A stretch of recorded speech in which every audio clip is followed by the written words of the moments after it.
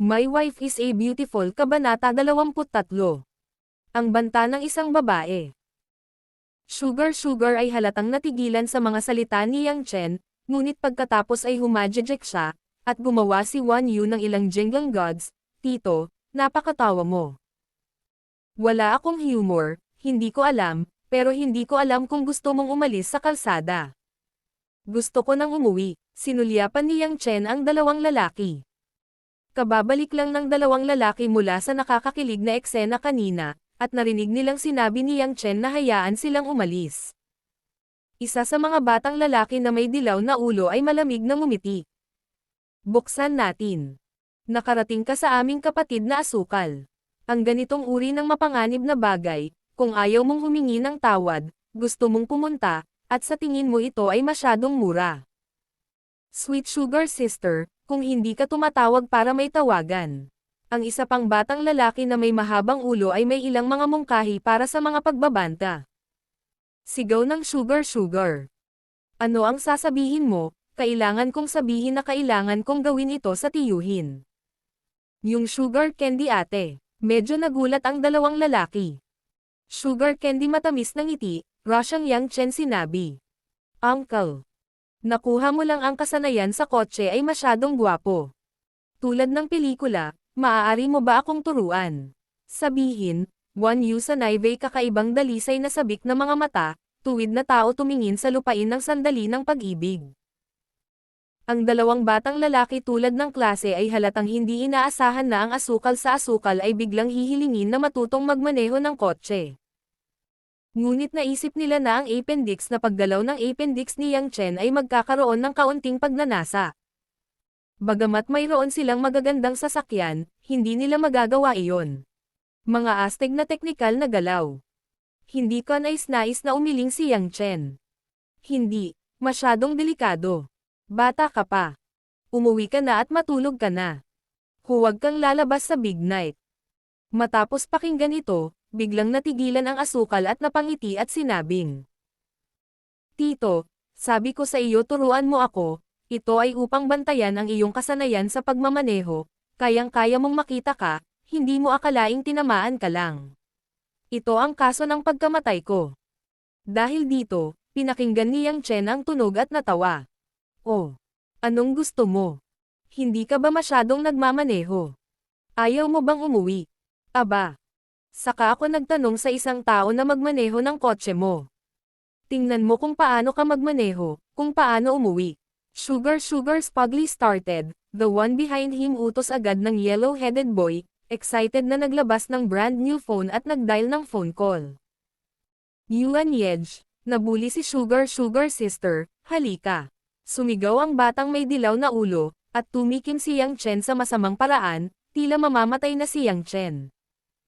Medyo interesado si Yang Chen sa usok, at napuyat siya ng mahabang gabi.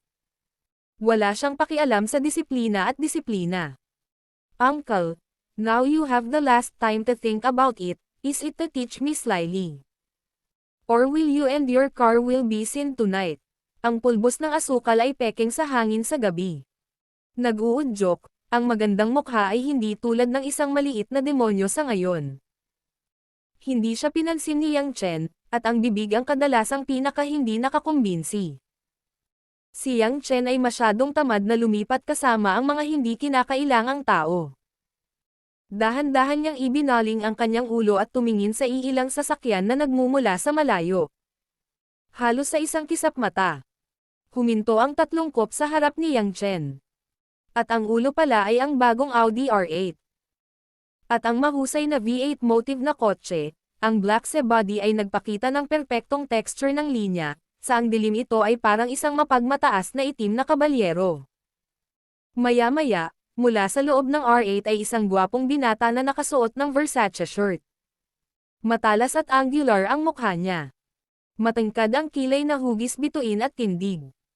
Ang maikli ay nagpapamukha sa taong ito na sobrang jing, at ito ay tinatayang nasa maagang 20s. Medyo luma na ang edad. Bumaba ng sasakyan ang binata na nagngangalang Yuan Ye, kasunod ang apat na lalaking bodyguard na nakasuot ng itim na uniforme na mahigpit na pinoprotektahan. Nang makita ni Yang Chen ang larawang ito, hindi niya maiwasang maging mas masaya. Maaaring walang kayamanan ang taong makakasakay ng sikat na kotse ngayong taon. Maaari siyang magbayad ng hulugan, ngunit ang mga maaaring humingi ng mga bodyguard ay kakaunti at malayo sa pagitan ng buong dagat. Malaking mahal, o isang mahalagang tao na may walang katulad na kapangyarihan. Tumingin lang si Yuan Ye kay Yang Chen, at agad na iniwas ang kanyang mga mata, na parang ang panonood ng higit sa isang segundo ay isa ng bayad. Sugar, anong nangyari? Yuan Ye Wan Yu at isang ngiti ng palihim, nagtanong ng matamis na asukal. Sugar, pouted medyo naiinip, tila walang gaanong magandang mukha sa Yuan Ye na ito, na nagpapahiwatig na ang huling dalawa ay nakikipag-usap sa klase. Ang dalawang maliliit na tagasunod ay maaari ding ituring na mga mayamang master. Ngunit sila ay lubhang kaakit-akit sa harap ng binata na nagngangalang Yuan Ye, habang sumisigaw ng Yuan Yege, at sinabi ang nakakakilig na larawan ngayon lang. Nang marinig ni Yuan Ye na ang asukal ay halos mapatay ng kotse ni Yang Chen, ang kilay ay malalim na nakalak, at ang tingin ni Yang Chen sa simula ay naging malamig na galit. I can rest assured that sugar, aayusin ko. Nagsalita pa rin si Yuan Ye nang napakalambot sa asukal, ngunit gumawa siya ng isang, hands-on, na kilos sa apat na lalaking nakaitim. Ang apat na bodyguard ay tumanggo ng maayos, at pagkatapos ay humakbang, at ang isang mapang api na momentum ay agad na itinaas. Si Yang Chen ay tumatawa. Sanay na yata sa military training ang mga bodyguard na ito. Tanging mga talento ng militar ang magkakaroon ng ganoong larangan ng gas. Gayunpaman, ang maliit na patlang ng gas na ito sa panimula ay hindi epektibo. Ang apat na bodyguard ay orihinal na nilayon lamang na matugunan ang mga kinakailangan ng master sa isang kamay lamang. Ngunit sino ang nakakaalam na hindi pa sila nakakalapit kay Yang Chen sa tatlong hakbang, at biglang nakaramdam ng malakas na momentum tulad ng isang rumaragasang tsunami. Ang matalas na sentido na dating nasa likod ng mga sundalo ay malamig na pawis. At ang matalas na sentido na hindi pa ganap na humihina ay nagsabi sa kanila na ang mga lalaking nasa harapan nila ay lubhang mapanganib. Ang antas ng panganib ay hindi pa nakikita. Tandang padamdam. Ito ay tulad ng isang maliit na bilog ng mga bagyo, na tumama sa malamig na tiyo sa buong dagat, at ang pakiramdam ng kawalan ng kakayahan na lumaban ay nakakalat mula sa ilalim ng apat na tao. Si Yuan Ye, na nakakita ng apat na bodyguard na naiwan, ay labis na nalungkot. What's wrong? Napakahirap bang mag-impake ng individual? O ako mismo ang gagawa? Nakangiting nagkatinginan ang apat na bodyguard, at kinuha ang pera ng mga tao para sa disaster relief. Dahil sila ang mga bodyguard ng mga tao, kahit alam nilang gusto na nilang mamatay, kailangan nilang manindigan. Halos magkasabay, ang apat na tao ay sumugod kay Yang Chen, at ang marahas na kamao ay sabay na tumama sa kaliwa at kanan ni Yang Chen. Napabuga si Yang Chen ng huling sigarilyo. Itinapon sa hangin ang sigarilyong may kasamang Mars. Ang kanyang mga paa ay malumanay, ang katawan ay dumadaloy sa harap na flip, sa sandaling bumagsak, ang katawan ay umabot sa likod ng apat na bodyguard, ang apat na kasama niya si Just Joe ang mali. Pagkatapos, ang mga kamay ni Yang Chen ay humampos pa atras, at ang likod ng dalawang bodyguard ay nasalulang. Biglang huminto ang dalawang bodyguard at nakaramdam ng hindi mapaglabanan na puwersa na humawak sa katawan ng dalawa patungo sa likuran. Noon, nang hindi sinasadya, dalawang bodyguard ang lumipad pa atras. Tulad ng mga espesyal na epekto ng pelikula, ang katawan ni Yang Chen ay umaasa sa puwersa ng reaksyon ng pagtapon ng dalawang bodyguard, at bumabalik. Kasabay nito, ang dalawang braso ay nakayuko, at ang dalawang siko ay direktang tinamaan ng lumbar vertebrae ng natitirang dalawang bodyguard. Makalipas ang ilang hagod ng electric light flint, sumugod na lang ang apat na bodyguard, at napaluhod sila sa lupa, nagdadalamati sa sakit, at nahihirapang bumangon. Ang sigarilyo na itinapon ni Yang Chen ay nagawang mahulog sa aspaltong kalsada sa sandaling ito, at tumalsik ng ilang maliliit na apoy.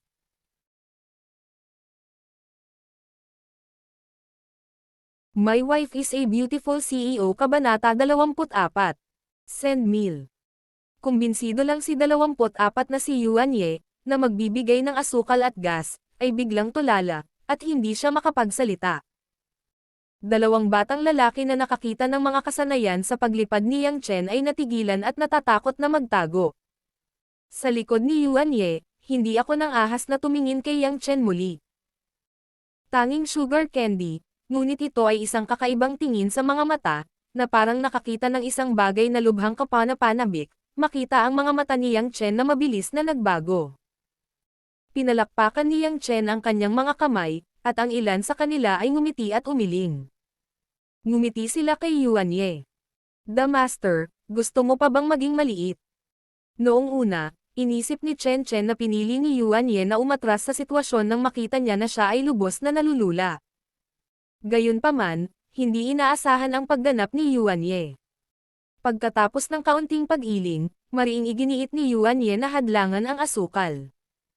Bagamat hindi na siya nagseselos, seryoso pa rin niyang sinabi. Inaamin ko na napakalakas ng iyong kakayahan, ngunit huwag mong isipin na matatakot kami sa iyo. Talagang paprotektahan ko ang asukal. Sugar ay tila hindi inaasahan ni Yuan Ye na walang pag-aalinlangan na protektahan ang kanyang sarili. May kaunting emosyon sa kanyang mga mata, ngunit hindi siya nagsalita ng kahit ano upang magpasalamat sa kanya. Ngumiti si Yang Chen at sinabing, hindi ko inaasahan na isa itong espesyal na binhi. Hindi naman masama. Parang ikaw, tiyuhin ko. Si Yang Chen, nakakatapos lang ng 2 N, ay tumawa at tumalikod at naglakad pabalik sa kanyang M3. Kakaalis mo lang, Yuan Ye, napagtanto ko na pinabayaan ni Yang Chen ang kanyang sarili. Umupo si Yang Chen sa loob ng taxi at sumugod sa mga mata ni Yuan Ye. Yuan Ye ang tawag mo. May mga salita na nagsasabing baka isipin mo na may suot ako asterisk, may mga salita na mas cliché, pero makikita mo na hindi masama ang puso mo. Sabi ko naman sa'yo, huwag kang masyadong magpakatoto sa sarili mo. In the future, may mga tao sa labas ng mundo na may heavenly truth, not out. It doesn't mean to persuade you. Pero ngayon, hindi mo na ako pipigilan sa pag-uwi. 2 batang lalaki na nakaharang sa kalsada ang nagtago sa tabi, at naglakas loob na hamarang sa kanya. Pinaandar ni Yang Chen ang kotse at mabilis na umalis sa eksena. Sa pagtingin sa BMW na kotse ay unti-unting nawala, Yuan Ye at asukal sa asukal ilang mga talento ay bumalik, pakiramdam nila ang ilang mga hindi maipaliwanag. Ito ay isang weirdo. Medyo natakot si Yuan Ye. Parehong ayaw at medyo hinahangaan ang mukha ni Junie. Ang asukal sa asukal ay isang sariwang hitsura, at ang isang pares ng magagandang alakdan ay puno ng pagiging mapaglaro, ngunit walang makakaisip ng anumang mga saloobin sa kanyang isip. Bumalik sa Longjing Yuan Villa, pagpasok ko pa lang sa maan, nakita ko si Wang Ma na sinalubong siya ng isang magiliw na ngiti.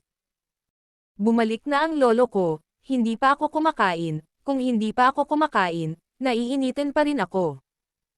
Si Yang Chen mo ay may tiyan, at sa hapon, ginawa niya ang paggalaw ng piston gamit ang rosas. Binasag niya lang ang sasakyan at nagmura. Talagang nakalimutan niyang kumain, at agad nang umiti at hinayaan si Wang Ma na buksan ang pagkain. Nakaupo sa western table at kumakain ng 2 mangkok ng kanin, nabusog si Yang Chen sa buong pagkain. Sinabi ni Wang Ma na nasiyahan siya sa sitwasyon. Iba ang lasa ng pagkakaroon ng personal na pagluluto sa bahay, lalo na tulad ni Wang Maria. Masarap ito. Nang linisin ni Wang Ma ang mesa at ngumiti, sinabi ni Yinyin, mahilig kumain si Lolo. Kumpara sa ginawa ng tiyahin ko, nakakapagluto at nakakakita lang ako ng bahay. Anong ibig mong sabihin? Walang pakialam si Yang Chen. Pagkatapos mag-alinlangan, nagkaroon si Wang Ma ng mapait na kapitan. Lolo, darating ang araw na ito, kung hindi si Lolo, baka galit na galit ang pamilya natin. Natigilan si Yang Chen, lumabas na sa maghapon, si Lin Kun at Lin Ruoxi, ang ama ng Naivei, ay hindi makatawa at umiyak. Nakikita ko kung sapat na ang galit ng batis, tinatawag ito ng aking mga kamag-anak. Umiling si Wang Maria. Hindi alam ng lolo ko. Kahit nagalit ang dalaga, hindi niya ito may kumpara sa naunang dalawa. Nitong mga nakaraang araw, makikipag-date ang Master Asterisk sa nakababatang pamilyang Shu, at kinuha rin ang matanda. Bahay. Miss. Kailangan kong tumakbo sa labas para uminom, at bumalik ako na may dalang inumin. Hindi ako umuwi kagabi, at nagpalipas ako ng gabi sa labas. Pinanood ko ang paglaki ng babae, at ang pamilya ni Miss Yan was always self-disciplined. Hindi ito lasing. Si Yang Chen ay may mga ilong na momo, ngunit hindi ito lasing at nagiging miyo, at hinahayaan niya ang kanyang sarili na matulog bilang isang hotel lady, kung hindi, walang nakakaalam kung sino. Mabuti na ngayon, sabi ni Wang Manang may malaking pasasalamat. May isang lolo, at hindi ganoon kadali para sa matandang lalaki na ay bully ang dalaga. May isang lalaki sa pamilya na mabubuhay ng may kapayapaan ng isip. Masyadong nahiya si Yang Chen na makinig muli, para lamang buksan ang paksa. Wang Ma, Ruoxi. Kumain siya. Ngumiti si Wang Ma at sinabing, nagtatrabaho si Miss sa study room sa itaas. Naistorbo ako sa mga gawain ng Panginoon sa araw.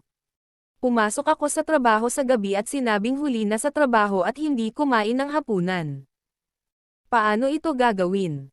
Ang mga tao ay bakal na bigas, bakal, at kailangan nilang kumain para sa trabaho. Kumunat ang noo ni Yang Chen.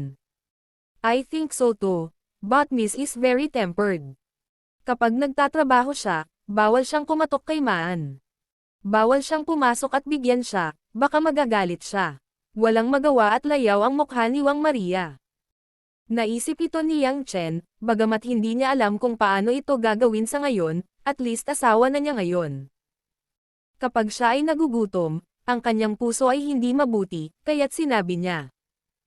Wang Ma, tulungan mo akong maghanda ng pagkain, ipapadala ko ito sa Ruoxi. Talaga. Hindi ka mapupunta kay tita, pupunta ka sa ginang. Mukhang inaabangan ni Wang Ma ang sasabihin ni Yang Chen, masayang tumakbo kaagad sa kusina. Hindi nagtagal, kumuha si Yang Chen ng isang tray ng mainit na pagkain at pumunta sa man-mouth ng study ni Lin Ruoxi sa ikalawang palapag. Ang saradong Zuhong Se Big Man ay hindi makarinig ng anumang tunog sa loob. Inabot ni Yang Chen at kinatok si Man, at wala pa ring reaksyon sa loob. Sa kanyang pambihirang lakas sa tainga, naramdaman ni Yang Chen ang katahimikan ng pag-aaral. Sa ilang minutong miyo, binuksan ni Yang Chen ang maan ng pag-aaral at pumasok. Pagpasok ko pa lang sa maan, sinalubong ako ng nakasisilaw na hanay ng mga libro, na maayos na nakalagay sa paligid ng isang malaki at maluwang na silid. Napuno ang silid ng amoy ng isang pirasong papel at ang kakaibang bango ng katawan ni Lin Ruoxi. Dalawang kaldero ng parang sining na kawayan, na may malaking mesa na may mahagani, ay puno ng iba't ibang dokumento at libro. Sa sandaling ito, si Lin Ruoxi, nakaupo sa itim na leather swivel chair, ay nakatulog sa desk. Ang magandang mukha sa pagtulog ay binawasan ang kawalang interes ng malasotla na mga araw ng linggo. Ang mahabang kurbadong silieri mo. Ang jengkil xiaoyaw na ilong. Ang namumula at malambot na mga talulot. Na lahat ay tila malambot at nakakaawa. Isang itim at itim na palabas sa ilalim ng maliwanag na lampara sa mesa. Makikita mo ang ningning ng iyong mga tao, at ang dalisay at walang kamatayang ugali ni Lin Ruoxi ay magbibigay ng isang espesyal na estilong patula. Biglang nakita ang mahinang bahagi ng kanyang asawa. Nakaramdam si Yang Chen ng kaunting emosyon. Isang taong naive, na may labis na pressure na magtrabaho ng husto, hindi nakakagulat na napakaganda ng kanyang pagsilang, ngunit hindi niya nakita ang kanyang masayang pagtawa. Sa pag-iisip nito, hindi may iwasang manganak si Yang Chen ng kaunting awa. Pagkatapos ilagay ang pagkain sa mesa, tumingin si Yang Chen sa study room.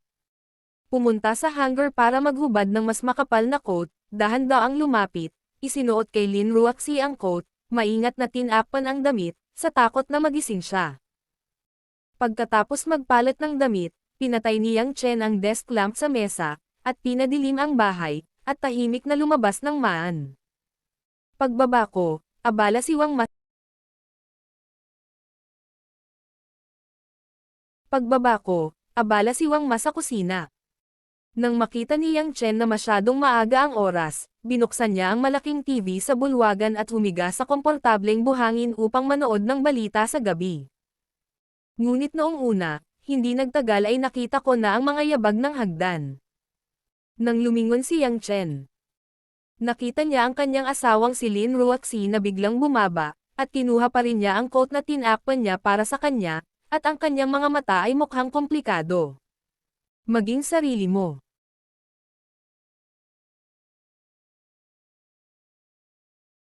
My Wife is a Beautiful CEO Kabanata 25. Application.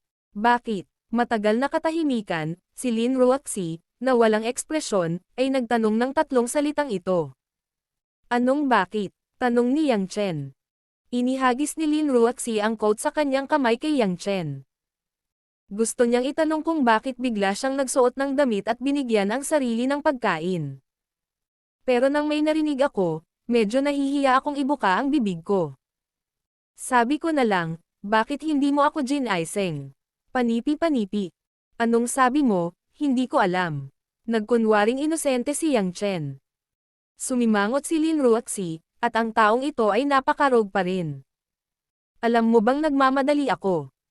Dapat gisingin mo ako kapag nakita kong nakatulog ako, anong gagawin ko kapag na-miss ko ang trabaho ko? Sinabi ko na hindi ko alam ang sinasabi mo. Hinihit-hit ni Yang Chen ang kanyang sigarilyo at inalagaan ang kanyang sarili mula sa lokasyon. Sa desperasyon, hindi na nagsalita si Lin Ruoxi, ngunit malamig na sinabi, hindi ako papasok sa aking pag-aaral at kwarto nang walang pahintulot ko, o lilipat ako. Haha, Yang Chenli, aalis. Hindi ko sinabi na kailangan kong lumipat. Hiniling mo sa akin na lumipat. Paano ko tila hinihiling sa iyo na lumipat at manirahan? Hoy, asawa ko, ikaw medyo nakakalito. Ano? Ikaw, gustong tumanggi ni Lin Ruoxi, ngunit bigla niyang naisip na palagi niyang hinihiling sa kanya na lumipat at manirahan. Naghanda rin siya ng kwarto para mabili niya ng mga pang-araw-araw na pangangailangan. Sa ngayon, hindi siya magaling magsabi ng kahit ano. Kinailangan niyang sigawan si Yang Chen ng may galit. Sa isang sulyap, huwag kang makipag-usap tungkol sa rogue na ito, tandaan na magsimulang maghanap ng trabaho bukas. Pagkatapos noon, muling bumangon ang bango ng hangin. Sa kalagitnaan ng hagdan, narinig ko na si Yang Chen, na nasa ibaba, ay nagsabi na hindi siya maalat at sinabing, tandaan mong kumain. Ang mga yapik ni Lin Ruoxi, isang hindi maipaliwanag na mainit na agos na dumadaloy sa gitna ng bukid, lumingon sa likod at nakatitig sa likod ng usok ng TV show, ilang nakakabighani. Sa napakaraming taon. Bukod pa sa pagmamasid sa ina na lumaki. At ang namatay na ina at walang nagbigay sa ganoong pamilya ng isang mainit, nagmamalasakit na pag-aalala, lalo na ang isa ay lalaki pa rin, na ginagawang lubhang hindi komportable si Lin Ruoxi. Naalala ko rin na noong araw, si Yang Chen ay nasa harap ng kanyang sariling mukha. At ang masakit na ama na si Lin Kun ay natigilan at itinapon palabas ang maan, at para sa kanyang sariling maaliwalas na larawan, hindi niya maiwasang lumikha ng isang nakakahiyang kahihiyan. Sa katunayan, nang bigyan siya ni Yang Chen ng damit, nagising si Lin Ruoxi, ngunit ipinanganak siyang walang pakialam. Hindi niya alam kung paano ipahayag ang kanyang nararamdaman. Hindi siya naglakas loob na buksan ang kanyang mga mata upang harapin ang katotohanan ito at kailangan niyang ipagpatuloy ang pagkarga. Matulog. Sa sandaling ito, narinig kong hindi nalilimutan ni Yang Chen ang aking sarili na kumain. Naantig man ako sa aking puso, ang mukha ko ay walang pakialam. Nang bumalik ako sa pangungusap, hindi ko kailangan mong kontrolin ito, tumayo ako at naglakad pabalik sa study. Si Wang Ma, nakalalabas lang ng kusina, ay nakita ang eksenang ito, at hindi maiwasang mapangiti. Matatagpuan sa gitna ng Zhonghai, ang Yulei International Headquarters ay may 40 palapag ng mga gusali ng opisina. Ang salitang, international, ay malinaw na hindi pagmamalaki. Maaari itong buksan sa 3 merkado sa Europa, Amerika at Japan, at ito ay magiging fashion at cosmetics ng China. Makikita ang nangungunang 10 kumpanya sa industriya. Ang buong Yulei Building ay parang silver setulap na may pavilion. Ang makinis na mga linya at eleganteng dekorasyon ay nagpapaginhawa sa mga taong nasa loob ng gusali. Ang hangin ay napuno ng isang dampi ng pabango. At ang iba't ibang mga halaman ng damo ay inilalagay sa gusali na may pakiramdam ng kasiyahan, na nagdadala ng natural na kagandahan sa gusali ng isang mapusyaw na putingse. Gayunpaman, ang pinakasikat sa Yulei International Headquarters ay hindi ang kakaiba at sariwang istilong pampalamuti nito, ngunit ang magagandang empleyado ng Nivea na nakasuot ng old na uniforme. Pagkatapos ng lahat, ito ay kabilang sa industriya ng fashion at cosmetics. Kaya ang mga enving na empleyado ay sumasakop sa isang malaking ratio. Kahit na mas kakilakilabot. Ang Yulei International Recruitment ay malinaw naman na isinasaalang-alang ang corporate image, ang lahat ng mga empleyado na pumasok sa kumpanya, ang bawat isa ay isang magandang lungsod ng maganda. Kagandahan ito rin ay maganda Nivea bata. Kung tungkol sa kagandahan ng kumpanya o ilan sa mga modelo ng kooperatiba Nivea, ito ay mas nakakalito. Sa makatuwid. Ang malungkot na mga urban na lalaki sa paligid ng Yulei International Circle sa buong araw ay nasa lahat ng dako. Ang bawat isa ay nag-iisip na mahuli ang isang Nivea tao sa loob, ngunit ang bilang ng mga taong maaaring magtagumpay ay balewala. Sa ganoong kapaligiran, ang makapasok sa Yulei International ay tiyak na magiging pinakamahusay na pagpipilian para sa hindi mabilang na mga lalaki. Ito ay naiisip na kapag ang Yulei International ay nag-advertise at ang Departamento ng Relasyon sa Publiko ay nag-recruit ng mga tao, ito ay masisira ang ulo sa loob. Ilang lalaki ang nakarehistro at napisil. Mula noon, ang recruitment ng Yulei International ay nagtakda ng isang espesyal na pangangailangan para sa male-in candidate. Una, ang male-in ay dapat na may bachelor's degree o mas mataas sa nangungunang 50 unibersidad sa mundo. Ang ikalawang artikulo, ang male-in ay dapat na jingtong 2 maan sa itaas ng wikang banyaga. Kapag lumabas ang ganoong kondisyon, diretsyong bobo ang mga lalaking gustong makipagsapalaran sa pagpupunas ng isda. Kung may lalaking may ganitong kondisyon, ang walang kinalaman sa Yulei International ay PR. Ito ay hindi ang kwelyo ng ginto, ngunit ang jingying sa negosyo. Bagamat mahalaga ang kagandahan Nivea, maaari ba itong maging mayaman, at ang kagandahan ay magiging mas mababa? Tandang padamdam. Bilang isang resulta, sa 12 ng mga tao na pumasok sa Yulei International Office Building para sa huling panayam sa parehong araw, mayroon lamang 10 lalaki, at ang mga taong ito, bawat isa sa kanila ay mga costume na may tatak, at sila ay mayabang, tila mapang-uyam at mapagkunwari. Ang unang anak ni Lauzi sa mundo, ang kanilang layunin, kaysa pumasok para mag-apply, mas mabuting sabihin na nakakatamad maghanap ng kasiyahan sa paghahanap ng mga Nivea tao. Sa ngayon, 5 minuto pa para simulan ang huling 2 pagsusulit. Ang isa ay ang isyo ng mukha, at ang isa ay ang mukha ng tagasuri. Ang huling 30 tao sa bulwagan, karamihan sa mga enving ay kinakabahan, at ang iba ang 7 o 8 lalaki ay nakaka-relax. Nakaupo sa malawak na bulwagan na hugis fan, ang gilid ni Yang Chen ay nakaupo lamang sa isang mukha na may mantika na ulo, salamin, at isang maliit na taong matabang mula kay Armani. Hoy, lalaki, anong klaseng hitsura? Tanong ng matabang lalaki na may ngiti sa labi. Hinala ni Yang Chen na. Ano ang gusto mong makita? Reload. Ngumiti ng makitid ang taong matabang. Kuya, huwag kang magdala ng boring kaya, malaki, sasabihin ko muna, tinitingnan ko ang ministro ng Public Relations na si Mo Chani. Bueno, magpalat ka. Ang pag-amin ni Yang Chen tungkol sa taong grasa ay walang imak at ngumiti. Kaka-rating ko lang para mag-apply, may asawa na ako. Pumunta ka sa iyo. Sinong sumulat ng sulat? Ang matabang lalaki ay tumingin kay Yang Chen ng may labis na paghamak. Hindi bulong ang sinasabi ng mga Ming. Sino sa mga kapatid na nakaupo dito ang hindi libreng pera para maghanap ng mga Nivea tao? You are wearing this summer's latest sick came to apply for a small public relations, tanga ka o tanga ka. At ang asawa ko. Sabi mo may 10 manliligaw ka, naniniwala pa rin ako, sinong walang kinalaman sa babae.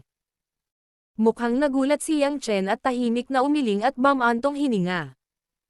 Paano naging mas bukas ang bansang ito kaysa sa mga dayuhang bansa, at ang mundo ay naging napakabilis? Totoo ba na ang isang tao ay isang mabuting tao sa kasalukuyan? Hindi ko napapansinin ang sinapit ng taong grasa sa tabi nito.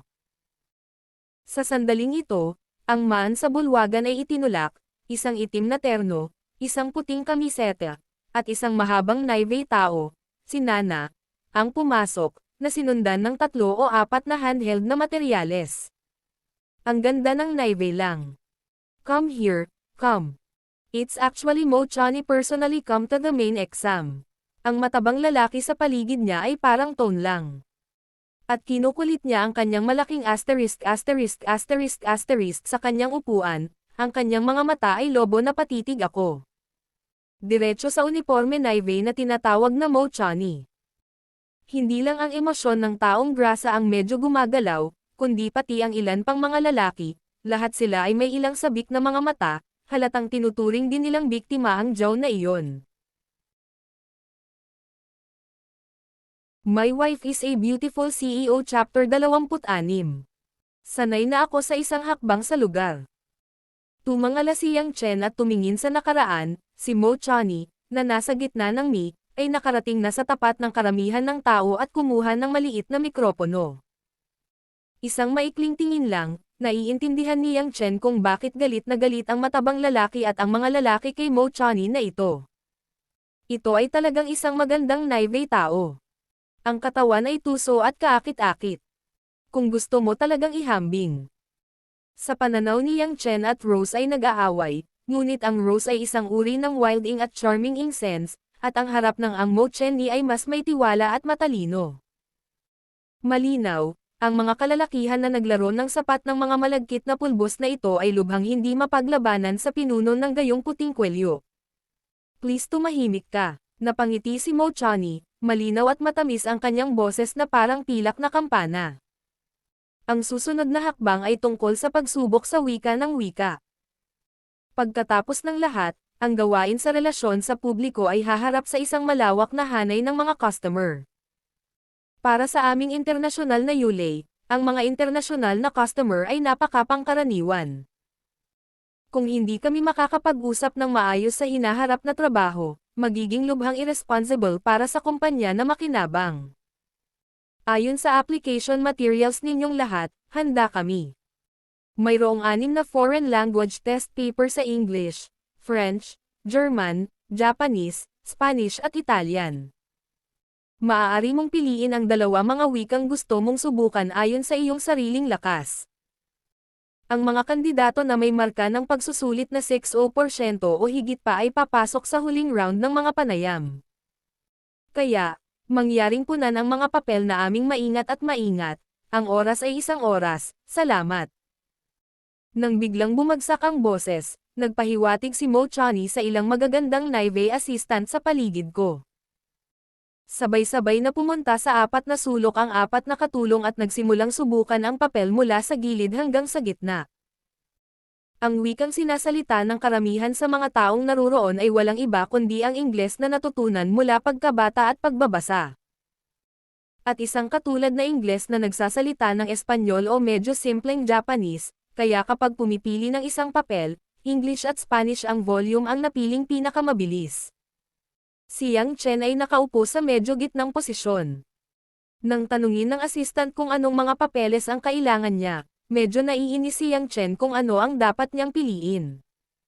Sa wakas ay ngumiti siya at sinabi, "Well, bigyan mo lang ako ng 2 kopya." Halatang natulala ang magandang naive assistant. Hindi tanga ang lalaking ito. Ito ay talagang makapangyarihan. Mayroon ba siyang 6 naman na wikang banyaga? Gayunpaman, natural na wala na siyang sasabihin pa. Dahil sa kanyang malikot na sikolohiya, gusto rin niyang kusa na sisihin ang lalaking sa tingin niya ay makasarili. Ang katulong ay walang pagpipilian dahil ang pinakamababang wika. Bagamat ang pagsusulit ay nangangailangan lamang ng 6% ng score, mas mababa ang demand, mas malaki ang kahirapan ng papel.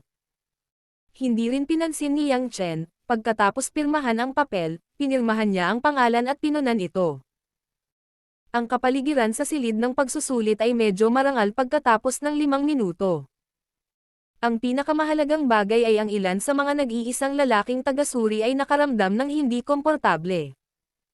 Ang dahilan ay karamihan sa mga nilalaman ng mga papeles sa pagsusuri ay may kinalaman sa Enving Cosmetics at Enving Personal. Ang problema sa pananamit, ang kaalaman, kahit na ito ay incheck at sinasabi nila, ay maaaring hindi alam maglaro Naive mga taong naiintindihan nila, ngunit hindi nila naiintindihan Naive mga tao. Kabaliwan ng mga lalaki kapag ang bokabularyo ng mga sangkap na kosmetiko at envongong sticker, onghud, at tiko na propesyonal na bokabularyo sa disenyo ay lumabas sa isang walang katapusang stream. Sa loob ng 10 minuto, ang 7 o 8 lalaki na naroroon, ay agad na lumabas ng panulat at lumabas ng 4 na beses. Nang sila ay umalis, matako nilang dinilaan ang mapagmataas na figure ni Mo Chani, at pagkatapos ay umalis siya sa silid ng pagsusulit ng hindi sinasadya. Nakaupo sa tabi ni Yang Chen, ang taong grasa ay halatang pawisan, at namamatay sa sakit ng ulo, ngunit pinipilit pa rin niyang lumaban. Pagkaraan ng 15 minuto, tiningnan ni Yang Chen ang mga kulot at sumimangot. Itinaas niya ang kanyang kamay. Yung examiner, may problema. Nanatiling nakangiti si Mo Chani, at tumanggaw si Yang Chen, at ang pera ay napunta kay Yang Chen. Anong tanong ni Mr. Ang close-up ng workplace enving charm ni Mo Chani ay bumuti ng husto. Ang malabong Chanel perfume niya ay tugma sa malajing na mukha ng ing temperament. Ang matabang lalaki na nagpupumiglas sa gilid ay maagang inilapag ang panulat, at ang dimensya ay tumingin kay Mo Chani na lumulunok. Marahil ay dahil sa napakaraming magagandang Naive na makikita. At ngayon ay mayroon ding mga rosas at Li Jingjing sa paligid. At maging ang sarili nilang asawa, si Lin Ruoxi, na mas mataas kaysa sa pinakamagandang kalidad Naive ni Mo Chani, nakikita ni Yang Chen ang mga mata ni Mo Chani hindi. Sabik na sabik, sa bagay na pointing to his German test paper, ay nagsabi. The word return in this option, you should be wrong when you roll out, it should be return. In fact, to say that town ulcer, as long as ang huling bahagi ng walang hanggan ay sapat na, simple at tumpak. Hindi sinasadyang ibinaba ang tono ni Yang Chen. Bagamat ito ay isang malabong paglalarawan lamang, nang matapos magsalita si Yang Chen, ang isang grupo ng mga tao sa paligid niya ay tila nakamamanghang mga mata. May iilang Naive bata na pula ang mukha. Pakikinig sa malaking audience ng isang lalaki at sinasabi na masyadong nakakahiya ang si secured part ng Naive person. Awkward din si Mo Chani. Hindi niya inisip ang problemang sinabi ni Yang Chen. Hindi sa kanya iyon, ngunit ito ay isang problema. Matapos makita si Yang Chen sa ilang iba't ibang paraan, ipinahiwatig niya na ang mga katulong sa paligid niya ay agad na nag-check sa internet. Di nagtagal, sa pamamagitan ng paghahanap sa diksyonaryo ng Aleman, sinabi ng katulong kay Mo Chani na ang salitang ulcer ay talagang mali at dapat na sanhi ng kapabayaan. Bilang resulta, ang mga pananaw ni Yang Chen sa paligid ng mga tao ay agad na nagbago. Mula sa pagdududa at pagtataka, agad silang naging iba't ibang uri ng pagsamba at kahihiyan. Marami sa mga tauhan ng Yulei International Naive ang nagsimulang magnakaw ng wikang si at tumitig sa mga mata ni Yang Chen. Ito ay naging kawili-wili. Nakita ng taong grasa na nanunood ang lahat ng eksenang ito, at hindi maiwasang mapabulalas. Kuskusin. Isa pala itong master sa pagpulot ng baboy at pagkain ng tigre. Ngumisi si Mo Chani. Talagang may talent ang Ginoo na ito. Salamat sa pagturo na ang aming trabaho ay nalilimutan. Mangyaring magpatuloy sa pagsagot. Magtanong. Tumawa si Yang Chen at kinuha ang 2 papel. Examiner, tapos na akong magsulat, I am planning to roll it. Hoy. Ang daming ingay, this time, tanga ang mga tao sa buong examination room, tao tong lalaking ta.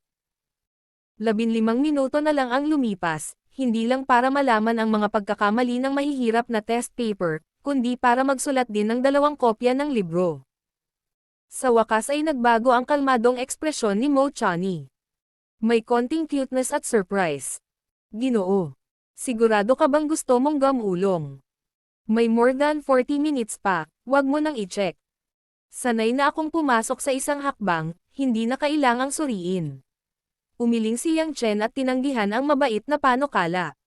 Okay, we will review the papers on the spot. Hindi gaanong nagsalita si Mo Chani. Matapos dalhin ang test paper ni Yang Chen sa assistant, ipinagpatuloy niya ang pag-inspection sa iba pang mga kandidato. Paminsan-minsan lang, titingin kay Yang Chen, halatang curious din siya. Medyo naiinip si Yang Chen. Gusto niyang manigarilyo pero iniisip niya na bawal mag-show ang office area. Itinaas lamang niya ang kanyang kamay at sinabing, "Examiner, gusto kong pumunta sa banyo." Nga pala, bangsap, hey. Hindi napigilan ng ilang naive bata ang pagtawa. Paglabas nila, hindi nila akalain na ang gwapong binata na tila napakatalino ay napakabulgar kung magsalita, ngunit ang ganoong bagay ay partikular na nobela sa kanilang pananaw. Total, ito ay lumitaw sa mga panahong ito. Ang lalaking nasa harap ng white-collar beauty naive, lahat ay gusto. Nabihisan bilang isang maganda at magandang imahe ng lalaki, at ang palpak at magaspang ni Yang Chen, ang pagkakaiba ay hindi masyadong malaki.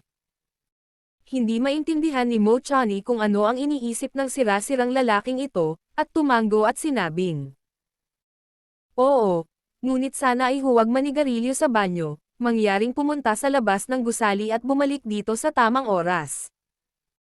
Matapos hintayin na matapos si Mo Chani, pumunta si Yang Chen sa maan na may hawak na upos ng sigarilyo, at nakalimutan ni maan na isara. My Wife is a Beautiful CEO Chapter 27. Bohemian. Si Yang Chen chow ng sigarilyo sa ibaba ng Yulei Building. Tingnan ang 66 na patuloy na mayroong ilang mga kandidato sa pagsusulit mula sa loob palabas, lahat ay nakalulungkot, mukha pangit, na talagang kasama ang kaawa-awang taba. Nakita ng matabang lalaki si Yang Chen, at medyo nagalit ang kanyang mukha at sinabing, "Sabi ko kuya, ang haba ng utak mo. Masasagot mo ang napakahirap na tanong, 80 lang ang English ko porsyento. Sabihin. Hoy. Swerte. Swerte. Hindi masabi sa kanya ni Yang Chen. Dahil ang kanyang sariling mga kakaibang kakayahan. Ang kakayahan ng utak na matuto ay iba sa mga ordinaryong tao, na may hindi malilimutang kakayahang matuto ng wikang banyaga, basta't sapat ang diksyonaryo. Galit na sinabi ng taong grasa. Kung makalimutan mo ito, maaari kang makalusot sa Yulei International. Ang iba nating mga kapatid ay lahat F1, kailangan mong kumita ng ilang mukha ng mga lalaki, ang huling uri ng apoy. Bakit, walang tao sa loob? Tanong ni Yang Chen. Sino ang walang kinalaman sa French at Spanish na bokabularyo ng estilo ng t-shirt sa buong araw? Ang matabang lalaki ay umindayog ang ulo ng Fife. Nakikita ko ang natitirang naive mga tao sa loob nito at ang isa sa inyo, hindi kinakailangang 5. Idiniin ni Yang Chen ang ulo ng Momo. Sa katunayan, hindi niya naisip kung gaano kahirap ang papel. Sabi niya sa taong grasa. Pakiramdam niya ay marami na siyang naisulat, at dapat niyang baguhin ang mga maling tanong. Kung hindi, magiging kapansin-pansin ang kanyang pagganap. Alinsunod sa orihinal na intensyon ni Yang Chen. Saglit na bumantong hininga ang matabang lalaki, tinapik si Yang Chen at sinabing, "Bueno, uminom ako ng ilang tasa kasama ang ilan pang hindi matagumpay na mga kababayan, kung hindi, ang mga taong ito ay kailangang baluktot." Pagkatapos noon, naglakad na ako papunta sa parking lot kasama ang ilan pang mga lalaki na pare-parehong naiinis at naaawa. Nang medyo nanlumo si Yang Chen at naglakad pabalik sa examination hall, nandoon talaga ito. 3 lang ang batang enwings na nanatili sa kwarto, tapos binilang na lalaki, 4 na tao lang. Si Yang Chen ay pumasok sa maan.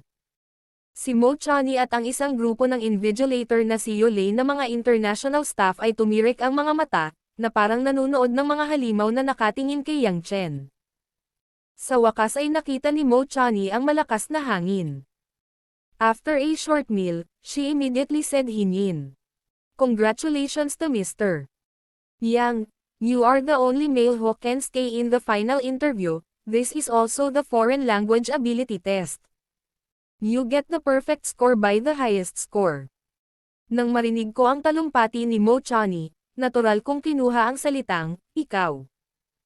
Kumbinsido si Yang Chen na hindi siya nag-iingat tungkol sa 1U at isang maliit na kamay. Ang kanyang mga kasanayan sa Aleman at Italyano ay nagparamdam sa mga taong ito na hindi maipaliwanag. Nakangiti at tumatawa, pamwesto si Yang Chen at naghintay para sa huling panayam. Dahil 4 na lang ang aplikanteng natitira, hindi na kinuha ni Mo Chani ang mikropono sa pagkakataong ito, ngunit ngumiti at sinabing, mapapasa ang 4 sa mahirap na pagsusulit sa wikang banyaga, at kitang-kita na may mga tunay na talento. Sa huling panayam, kami ay subukan ang iyong pag-unawa sa industriya ng fashion at ang iyong kakayahang pahalagahan. Tulad ng alam nating lahat, ang aming Yulei International Fashion Design ay may malaking pagbabago sa estilo bawat taon, kaya ang pagtukoy sa pananamit ng kumpanya ay mahirap din para sa maraming bagong empleyado. Pagkaraan ng ilang sandali, magkakaroon ng 10 modelo ng kumpanya na magsusuot ng bagong disenyong damit ngayong taon upang ipakita sa 4. Mangyaring hilingin sa 4 na tao na pumili ng mga damit na hindi idinisenyo ng aming Yulei International sa loob ng 5 minuto. Pansinin mo ang sinabi ko. Hindi ang damit ng aming kumpanya. Mayroon lamang isang pagkakataon, at ang tamang pagpipilian ay direktang makakakuha ng 2 buwang pagsubok na kontrata. Panipi. Kumunat ang noo ni Yang Chen. Sa totoo lang, hindi siya masyadong nag-aalala tungkol sa pagsusuot ng damit. Alam niya ang kaalaman sa pananamit. Kung tutuusin, nakasuot siya noon ng mga damit na binigay ng grupo ng mga tao. Para sa ilang iba pang tatak ng damit. Hindi ko pa ito nahawakan. Kasabay nito, dahan-daang bumukas ang isang kurtina sa silid ng pagsusuri, at may kabuuang 10 batang modelo ng Nivea na may matataas na poster ang lumapit, at inang ilaw ay nakatayo sa harap ng 4 na tao. Ang 3 envying candidates ay may kaakit-akit na at ang mga taong Nivea ay may magandang araw. Na nakikita ang 10 set ng mga hiwa na biglang lumitaw sa harap nila, ang mga estilo ng mga bagong G-dresses, lahat ay may sariling ideya, simulang maingat na suriin ito. Unang nagwala si Yang Chen sa Fenggang Place ng 10 Nivea models, para lang tingnan ang mga damit ng mga taong envy. Ang mga modelo ng 10 modelo ay makukuha sa iba't ibang estilo. Kabilang ang leopard print na palda, lace-trimmed na damit, tulle-inspired na tuto, slinged powder long skirt, at eleganteng kurba para sa mga profesional na suit, nang walang pagbubukod. Wala silang anumang mga bakas ng tatak. Nang makita ni Yang Chen ang dulo ng 10 modelo, nag-squat muna siya. Pagkatapos, hindi nag-atubili si Yang Chen na isulat ang sarili niyang sagot sa papel. Lumipas ang 5 minuto, pumalakpak si Mo Chani sa kanyang mga kamay, at agad na kinuha ng isang assistant ang 4 na tao na card at ibinigay ito kay Mo Chani. Isang maliit na tingin lang, ang 1U ni Mo Chani ay nagkaroon ng ilang aksidente, na sinundan ng ilang mapaglaro at mausisa na tingin kay Yang Chen, na nakangiti. Lumabas na ang mga resulta. Kinakatawan ko ang lahat ng miyembro ng Yulei International, ang aming bagong kasamahan, si Mr. Yang Chen, nagpahayag ng mainit na pagtanggap. Kung tutuusin, nangunguna sa palakpakan, narinig ng ibang empleyado ng Nivea sa gilid ang lalaki na curious pala, at lahat sila ay masayang nagpalakpakan. Ang 3 pang kandidato sa Nivea ay halatang hindi katanggap-tanggap, at ang kanilang sariling mga mata ay naging isang bulgar na tao. Ang isa sa kanila ay hindi nasisiyahang nagtanong. Maaari bang sabihin sa amin ng taga-suri ang tamang malaking kaso? Ipinahiwatig ni Mo Chani na ang mga taong naruroon ay tahimik, pagkatapos ay tinawanan ang Nivea aplikante at tumingin kay Yang Chen. Mr. Yang, pag-usapan ang iyong iniisip sa tamang sagot. Bagamat wala akong pakialam kung ano ang iisipin ng iba, hindi gaanong maraming tao ang nagpapabulaanan sa mukha ng magiging amo. Napabuntong hininga si Yang Chen at itinuro ang huling modelo no. 1-0. Pinili ko siya. Ang tatlo pang aplikante ay tila bumagsak at pagkatapos ay tumingin muli sa huling modelo ng No. 10. Ang modelong Nivea na ito ay may suot na estilong bohemian na European classical na damit. Na mahirap hawakan dahil sa bohemian na estilo ng Nivea na damit. Lahat ng uri ng tassel. Mga palawit ay nangangailangan ng jing-heart matching. At ito ang mga sinaunang gypsies, libre, dumadaloy isa ng, misteryoso ang mga costume ay hindi modernong enving, kaya ang mahabang palda na ito ay palaging maasahin sa mabuti. Gayunpaman, napakahabang damit ang dahilan kung bakit ang tatlong kandidato ng Nivea ay magaspang na tumingin sa 10, at hindi sila maniniwala na binigyan nila sila ng isang mahirap na pagsusulit sa wikang banyaga. Napakalaking likang dong, kung tutuusin, masyadong kapansin-pansin ang set ng bow chini dresses na ito. Sumang-ayon sila na ito ay isang bitag. Hindi pinansin ni Yang Chen ang sorpresa at panghihinayang ng 3 taong Nivea, mahinang nagpaliwanag. Kung hindi ako nagkakamali, ang bohemian skirt ng modelong isang bow ay gawa ng isang sinaunang gawaan ng kamay ng Italyano, ang palda na ito ang mga kristal na palawit sa baywang. At palda tassels lahat ay gawa sa tunay na crystal jing-heart. Ang sirang brilyante na linya ng bibig ng ong ay tunay din na South African na sirang brilyante. Sa tingin ko ang Yulei International ang top 10 sa China. Hindi kaya ng fashion brand napakaraming dekalidad na natural na kristal at diamante. Sa pagkakataong ito, hindi lang ang tatlong kandidato ng Nivea, kundi maging ang mga Yulei International employees na naruroon sa eksena ay hindi makapaniwala. Akala nila noong una ay makikita lang ni Yang Chen na malaki ang halaga ng retro na damit na ito, ngunit hindi ko ito inaasahan. Maliwanag ang pinagmulan ng palda ni Yang Chen Lian. May mga taong hindi alam sa lugar, ngunit masaya ang puso ni Yang Chen. Ang taga-disenyo ng damit na ito, ngunit ginawa ito ng orihinal naman para sa matandang lalaki na gumawa ng damit para sa kanyang sarili, at isinuot niya ito sa loob ng maraming taon. Kaninong estilo, karangyan, mula kanino ang sulat kamay? Walang sino man sa mundo ang higit na nakakaalam tungkol sa estilo ng taong ito kaysa sa kanyang sarili. Sa pagtingin sa eleganteng at marangal na bohemian na damit sa harap ng mga mata, ang mga mata ni Yang Chen ay medyo nostalgic, at ang kanyang puso ay mahinang mamulong. Ron, ikaw ay isang matandang lalaki na tumangging magsuot ng salamin, okay na ba ngayon? My Wife is a Beautiful CEO Chapter 28. Nagbebenta ako ng mutton, proud ako. Ang mahiwagang pagganap ni Yang Chen ay nakakuha ng atensyon ng lahat ng Yulei International Headquarters staff. Maraming mga Nivea staff ang nagsimulang gumamit ng bagong trial period scholars bilang top pagkatapos kumain, hindi pa opisyal na nagtatrabaho, Yang Chen ay ganap na alam ito ng karamihan. Matapos pirmahan ang trial contract on the spot, si Yang Chen ay pinangunahan ni Mo Chani sa Public Relations Department. Matatagpuan ito sa ika-18 palapag ng Yulei International. Ang buong palapag ay ang lugar ng Departamento ng Relasyon sa Publiko. Sa pagpasok sa lugar ng opisina, maraming tao ang tumayo at nagpalakpakan upang salubungin si Yang Chen. Sa bagay, karamihan sa kanila ay mga tauhan ng enving, nakakasama ng bagong kasamahang lalaki, at medyo natuwa ang mga bata ng Nivea. Matapos bigyan ni Mo Chani si Yang Chen ng maikling pagpapakilala, hinayaan niya itong sumunod sa opisina ng kanyang ministro.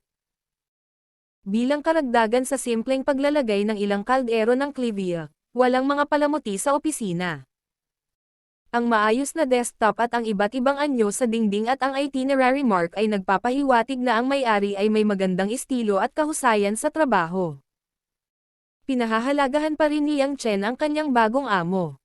Ang mga taong Nivea ay nagpapakita ng kagandahan.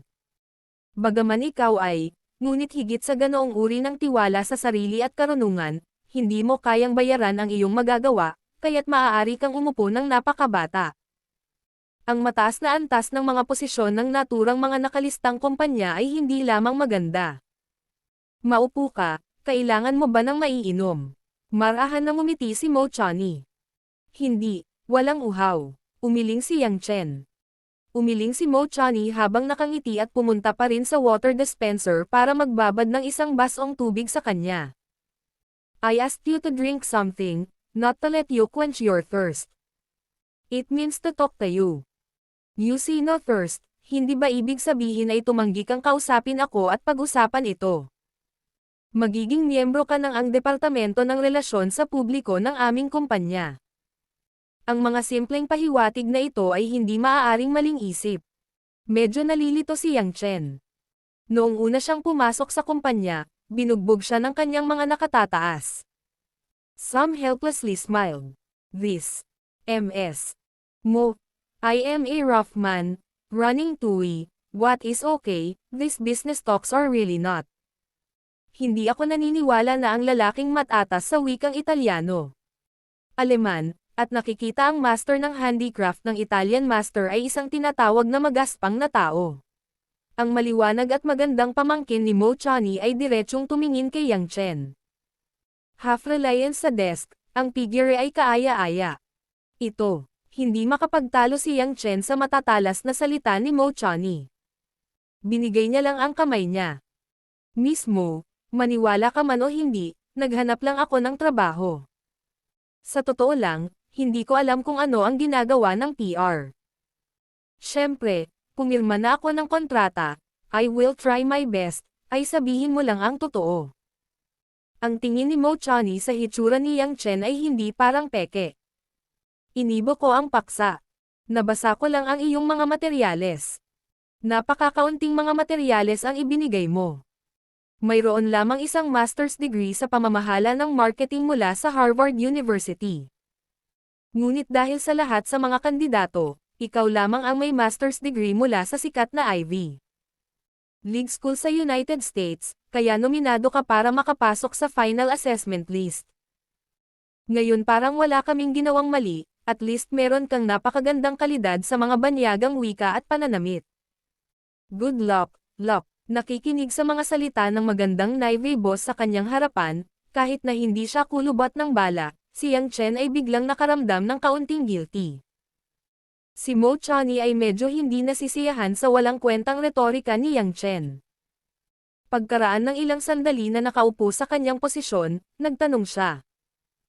Yang Chen, dahil hindi mo naiintindihan ang trabaho sa public relations, bakit nag-apply? Sa totoo lang. Sa tingin mo ba gusto kong makarinig ng kasinungalingan? Sa tingin ko ay gusto mong marinig ang kasinungalingan, natatakot ako na hindi mo ito matiis. Nahiyang magsalita si Yang Chen. Truth, gusto kong marinig ang totoo. Si Mo Chani ay medyo nagalit, ang bagong staff na ito ay walang paghanga sa amo. Huminga ng malalim si Yang Chen. Well, in fact, I came to apply, mainly because my wife asked me to find an individual to sit in the office. Gusto ng asawa mo na makahanap ka ng disenteng trabaho. Naramdaman ni Mo Chani na siya ay hihimatayin, at tinanong si Liu Mei na itanong. Ano ang iyong trabaho? Oh. I am selling Shipro, just in the Western District Market. Hindi ko alam kung nakita mo na ako o hindi. Halos kalahating taon na, bahagyang ngumiti si Yang Chen. Talagang naramdaman ni Mo Chani na nababaliw na siya, nagbebenta ng mga string ng Shipro. Pinili ni Jing ang tanging kwalipikadong empleyado na pinili mula sa isang malaking grupo ni Jing Ying, ay isang Shipro string. Sa tingin ko hindi magandang biro ito, Yang Chen, sana huwag kang magpakatanga, niloloko ko lang ang sarili ko. Sinabi ni Mo Chani hanggat maaari. Nang marinig ito ni Yang Chen, nagtaka ang ilan. Paano ito hanggal? Seryoso ang seryosong mukha. Mismo. Mababa ang tingin mo sa career ko, pero hindi mo pwedeng maliitin ang pagkatao ko, bagamat nagbebenta lang ako ng Shipro, pero wala akong dahilan para biro ang career ko nang walang dahilan. Ay magbenta ng tuparo, ipinagmamalaki ko. Ang magandang mukha ni Mo Chani ay maputi at nagngangalit ang kanyang mga ngipin. Sinabi mo pa rin na hindi ito katangahan. Nagtapos ako sa Harvard University. Ako ay isang master ng 2 wikang banyaga. Nakikita ko na ang tao ng pagkakayari ng Italyano ay isang Shipro. Ang ibang mga kandidato, ang iba pang mga tao sa komunidad. Ano sila? Nagtitinda ba sila? Sa hindi inaasahang pagkakataon, pagkatapos ng isang maaliwalas na usapan, talagang pinag-isipan ito ni Yang Chen ng seryoso. Matapos mag-squat sandali, sumagot siya. Miss Mo, hindi ko alam kung nagbebenta sila ng mga gulay, ngunit maaari mo silang tanungin. Ikaw, isang ipoy-po lang ang naramdaman ni Mo Chani, gaano katagal ang hayop sa harap ng kanyang mga mata. Tao ba talaga siya sa lupa? Nang makitang ang bagong amo ay biglang umagos ng dugo sa kanyang mukha. Ang matambok na ongpo ay patuloy na bumabagsak. Alam ni Yang Chen na siya ay nasa problema. At hindi siya opisyal na pumasok sa trabaho upang bigyan ang kanyang amo ng buntong hininga. Ngunit talagang hindi alam ni Yang Chen kung paano maging mabuti, ang kanyang sarili huwag makinig sa kasinungalingan, sabihin ang totoo at magalit, paano mo tawagan ang iyong sarili. Kinailangang kagatin ang anit at tumangging magsalita. Si Mo Chani ay itinuturing din na bayani sa Naivei.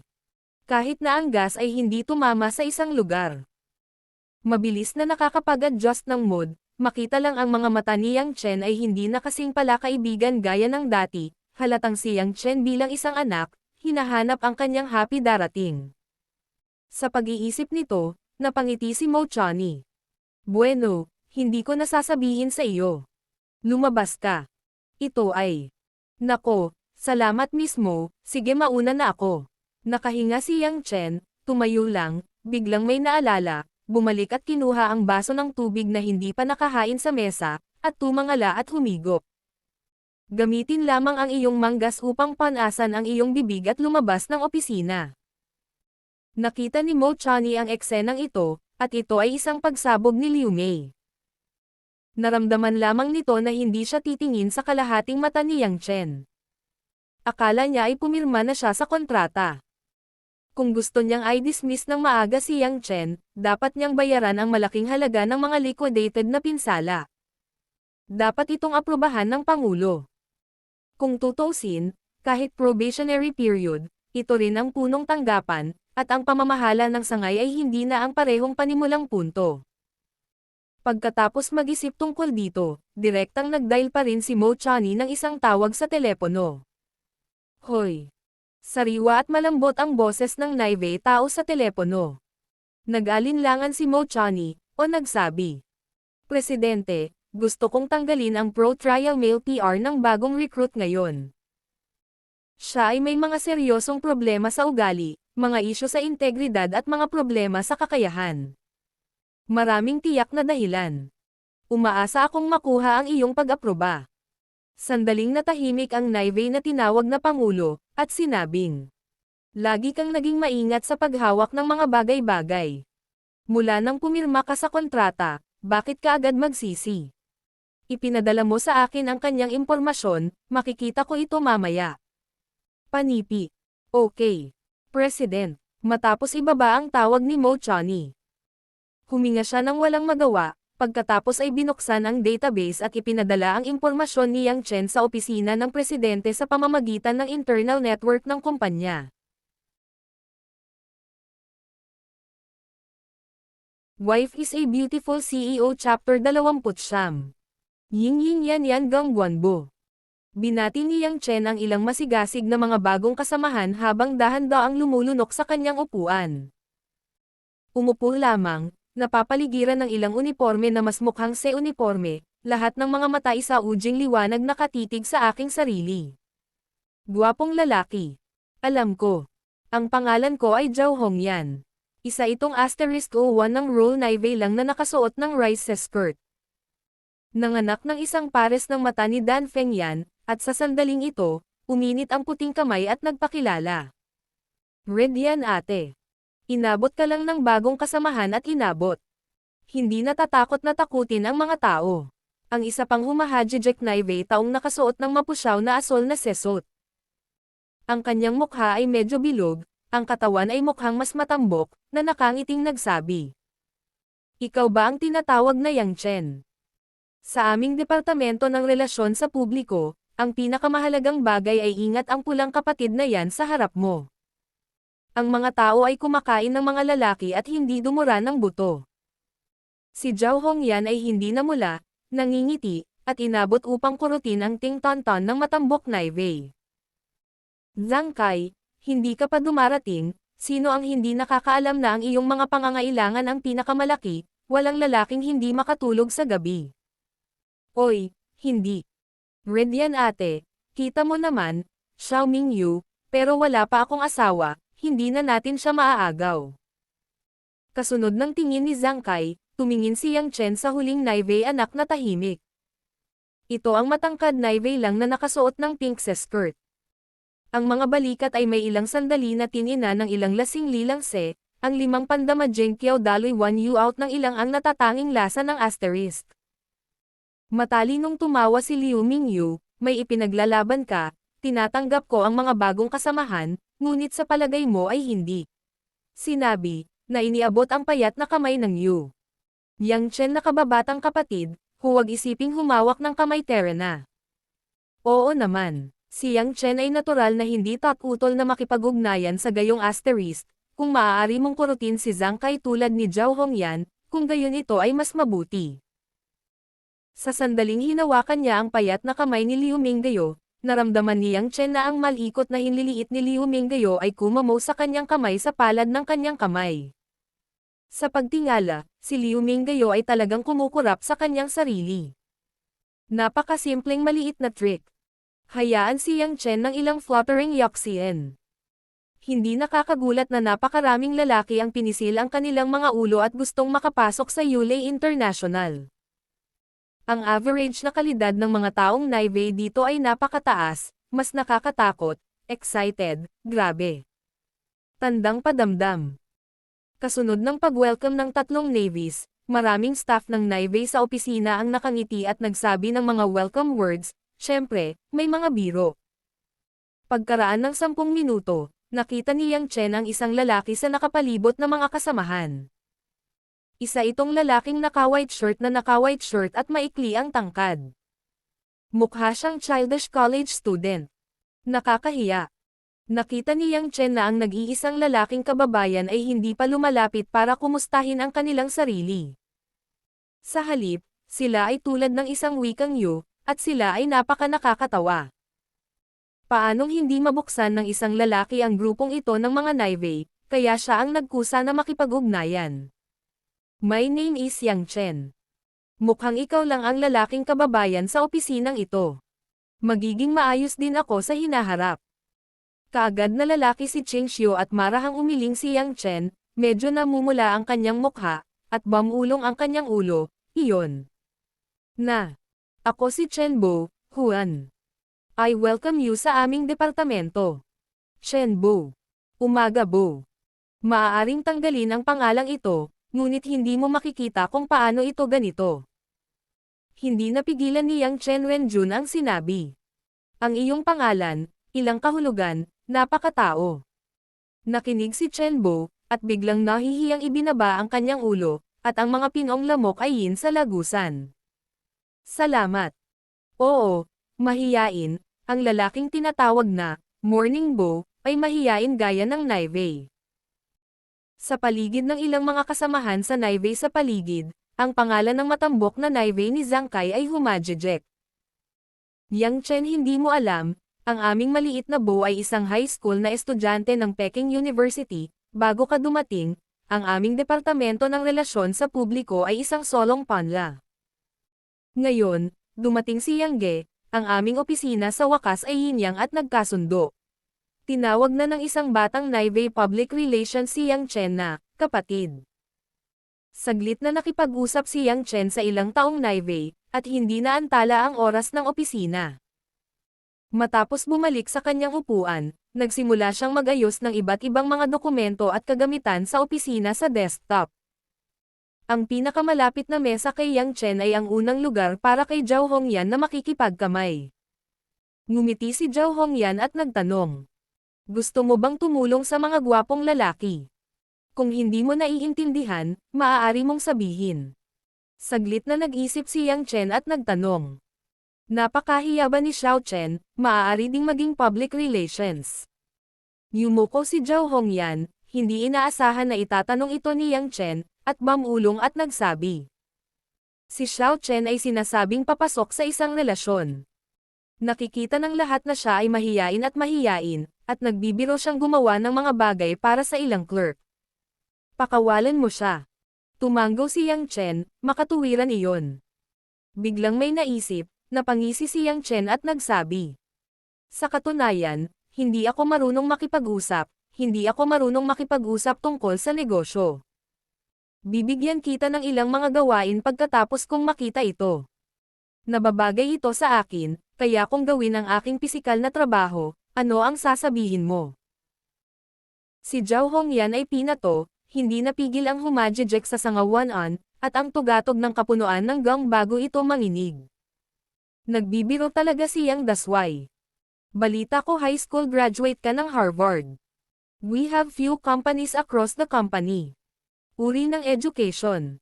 You want to be a small servant of tea delivery, who believes? Seryoso ako, huwag kang maniwala. Sumimangot si Yang Chen. Paano maniniwala ang sinuman sa katotohanan ito? Nang makitang si Yang Chen ay hindi tulad ng isang sinungaling, si Zhao Hongyan ay kailangang humawak sa kanyang kamay. Bueno, mabuti, ang mga tao ay naniniwala na ikaw. Sa katunayan, ikaw ay nasa panahon ng pagsubok, walang gaanong trabaho upang gawin mo, tapos sinabi ko sa mga kapatid na babae.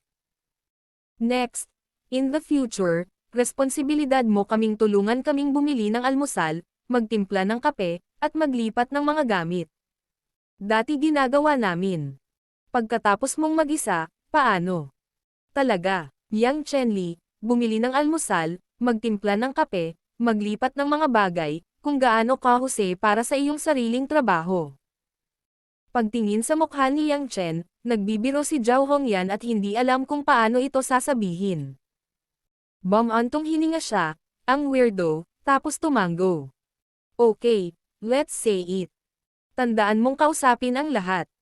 Bibilhan kita ng almusal bukas, at may palaman muna ang pera. Umupo si Yang Chen nang may kasiyahan at nagpatuloy sa pag-aayos ng mga bagay sa mesa.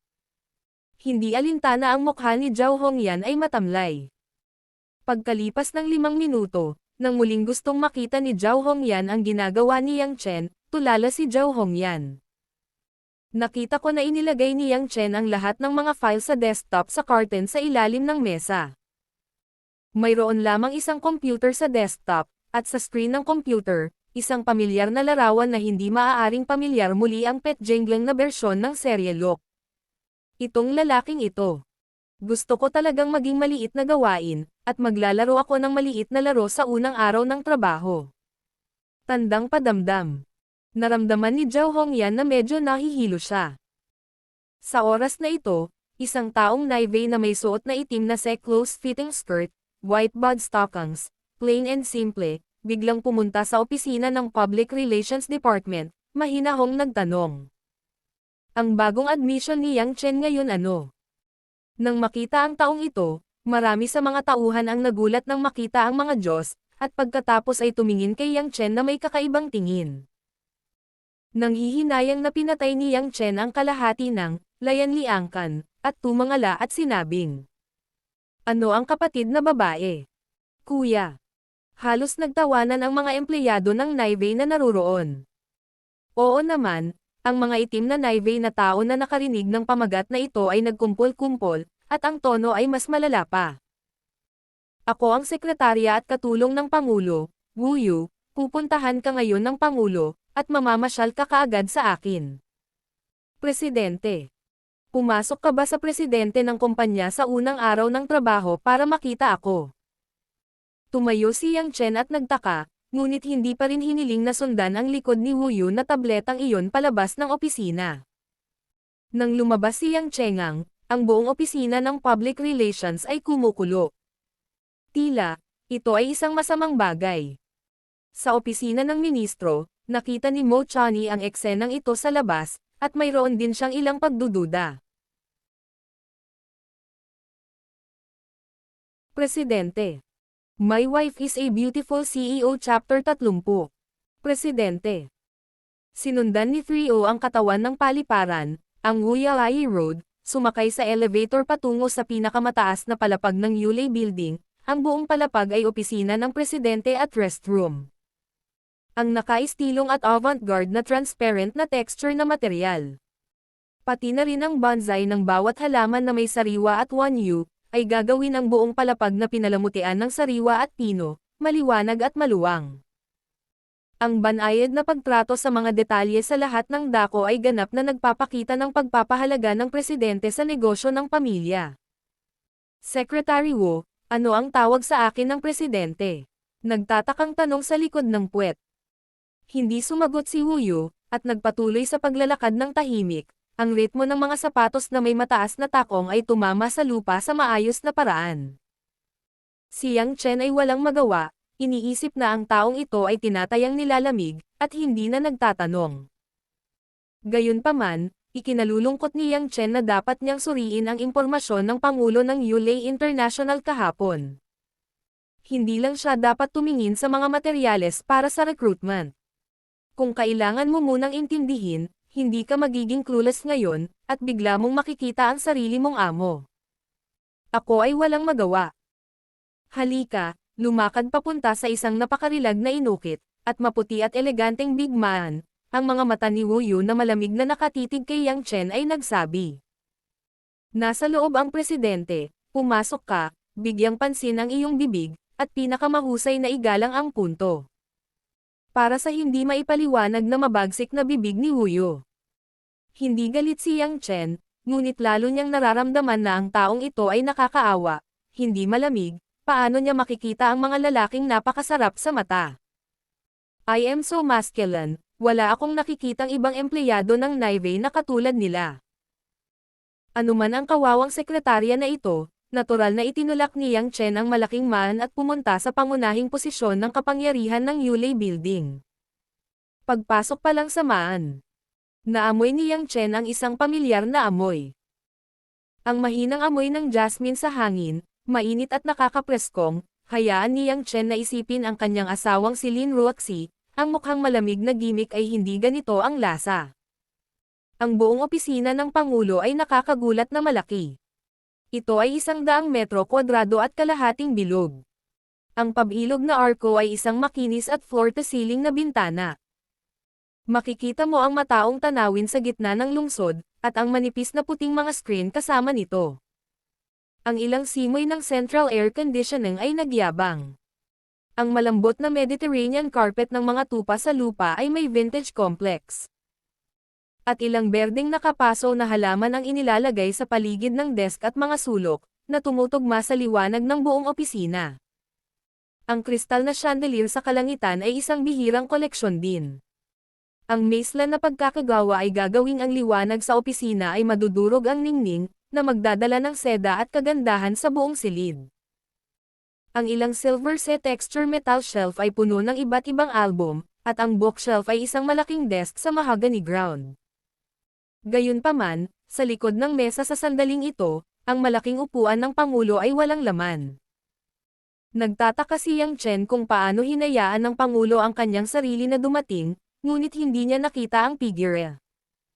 Nakita niya ang isang maliit na man sa restroom sa kanang bahagi ng opisina na dahan-daang tinutulak palayo.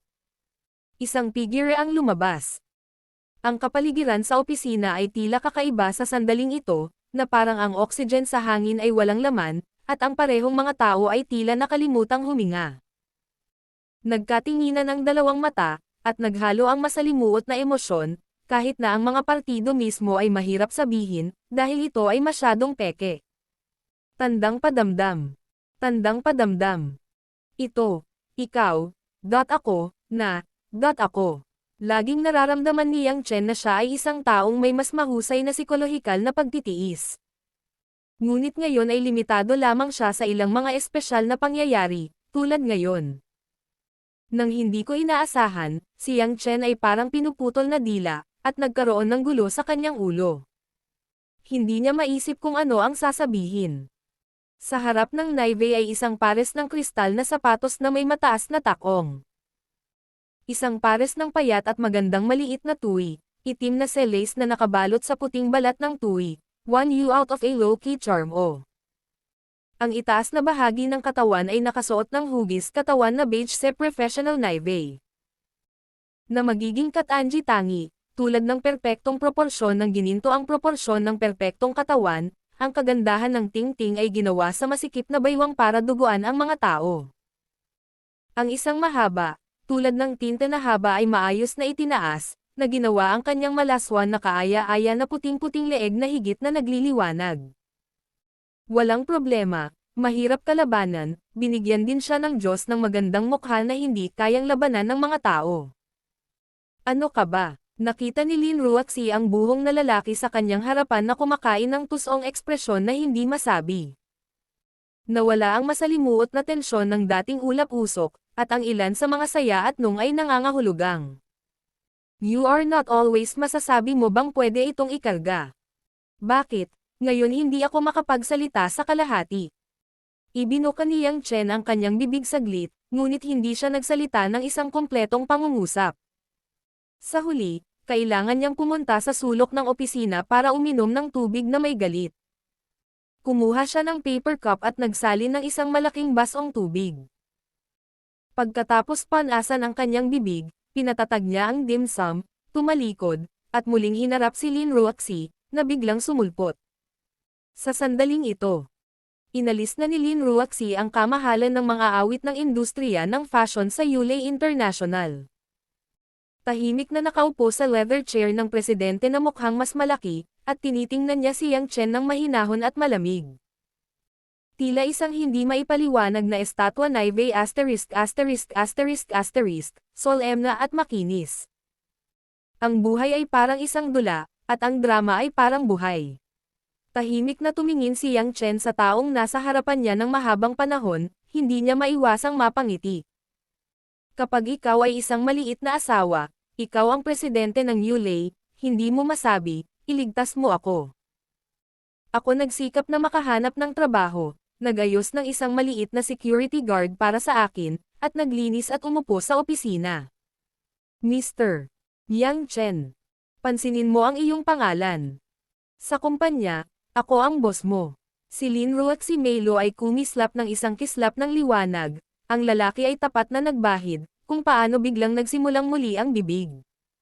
Ngumiti si Yang Chen Xiao at sinabing, nasa kumpanya ang boss ko, ibig sabihin, maaari akong tumawag kapag wala ako sa kumpanya. Hindi, nagmamadaling nagveto si Lin Ruaxi, pagkatapos ay ang kasuklam-suklam na nagkasala sa pangalan ng taong gustong lumabas, ay kumunot at sinabing, maaari mong tawagin ang aking pangalan, ngunit hindi pinapayagang dalhin ang mga kasuklam-suklam na bagay na iyon. Hindi siya pinansin ni Yang Chen, at ang kanyang kalooban ay kumalma sa sandaling ito. Ang mga tinik ay nabawasan lamang sa pinakamaliit, kaya't hinailan niya ang isang upuan at umupo sa tapat ng mesa ng Lin Ruaxi. Napabuntong hininga si Erlang, napabuntong hininga. Well, don't mention those, ano ang laging pinapagawa ni Lin? Naisip ni Lin Ruaxi ang layunin ng pagtawag sa kanya. Matapos ang mga mata ni Yang Chen, inikat niya ang screen ng computer sa desktop sa 180 degree. Itinuro niya ang impormasyon ng aplikasyon ni Yang Chen sa computer at sinabing, ang iyong impormasyon ay nagsasabing ikaw ay master's degree sa marketing management mula sa Harvard University at isang full scholarship recipient. At the same time, fluent ka sa English at French. Sinulyapan ni Yang Chen ang sarili niyang impormasyon. Halos naiintindihan niya ang tanong ni Lin Ruaxi, ngunit tumanggaw lamang siya. Oo, anong nangyari? Ang master's degree ng Harvard University, Jing through English at French, si Lin Ruaxi bilang ang unang pagkakataon na makita si Yang Chen, ay tumingin pataas at pababa. Hindi ka nagbebenta ng tuparo sa West District. Paano magkakaroon ng ganoong background? Si Yang Chen, na matagal nang gustong magsalita, ay inulit ang parehong pangungusap. Noong bata pa ako, ibinenta ako sa Estados Unidos kasama ang aking pamilya. Matapos akong ampunan ng isang taong may mabuting puso, lumaki ako sa Estados Unidos. At nag-aral ng French. Wala akong masyadong ambisyon. Pagkatapos mamatay ng adoptive parents ko, bumalik ako sa China para magbenta ng shipru strings sa loob ng 13,800,100 araw. Maaari mong tanungin ang mga hawker sa West District na 6 na buwan pa lang ako nakabalik sa China kanina. Maaaring pamunuan ni Lin Ruaxi ang isang malaking kumpanya tulad ng Yulei International, at hindi ito magiging tanga. Paano ako madaling maniwala kay Yang Chen? Ang magandang mukha ay medyo hindi kas-iya siya sa Wanyu, at malamig na sinabi. Pagkatapos ay pumili ka sa pagsusulit sa kakayahan sa wikang banyaga. Ano ang nangyari sa mga papeles ng pagsusulit sa Aleman at Italyano? My Wife is a Beautiful CEO Chapter 31. Tungkol sa Law 3. Oy, nagsisi si Yang Chen na pumili siya ng random na papel sa pagsusulit. Alam niya na pipiliin niya ang Ingles at Pranses na tumutugma sa impormasyon, ngunit sa sandaling ito ay kailangan niyang manampa sa kanyang ulo. Iyon ay isang libangan lamang, mayroon akong ilang talento sa pag-aaral ng isang wikang banyaga. Oh, saka anong talent mo? Nag-cross ang mga kamay ni Lin Ruaxi sa harap ng Ong, puno ng kawalan ng paniniwala ang kanyang mukha. Yang Chen Momo Ilong. Ang ilan ay mahirap buksan. Sa katunayan, ang talento ng Zan ay masting pa rin. Labanan ang pagpatay ang pinakamahalaga. Talagang gustong sabihin ang high-tech na punto. Makisali sa mga fighter tank, maglaro ng mga baril at hacker, ngunit din medyo disente. Ngunit ang ganitong uri ng bagay ay natural na hindi madaling sabihin, lamang shock kanyang ulo at sinabi. Hindi. Ang aking tekor ay din ang kapasidad na ito, ang aking asawa at mga matatanda. Huwag mo nga akong tawaging ganyan. Muli namang itinama ni Lin Ruaxi ang pangalan ng kanyang hindi komportable, at nagalit. Yang Chen, anuman ang dahilan, dahil pinili mo ang Yulei International, ito ay naging empleyado ko, at ako may mga bagay na dapat linawin sa iyo. Nahihirapan ka bang paalisin ako? Sabi ni Yang Chen na may nanlulumong kamay. Oy, sabi ko matanda na. Oh. I'm gonna. I've found this one that meets your requirements. Upo sa office, decent, and capable. Ang trabaho, hindi mo kailangang maging ganoon. Malupit sa akin.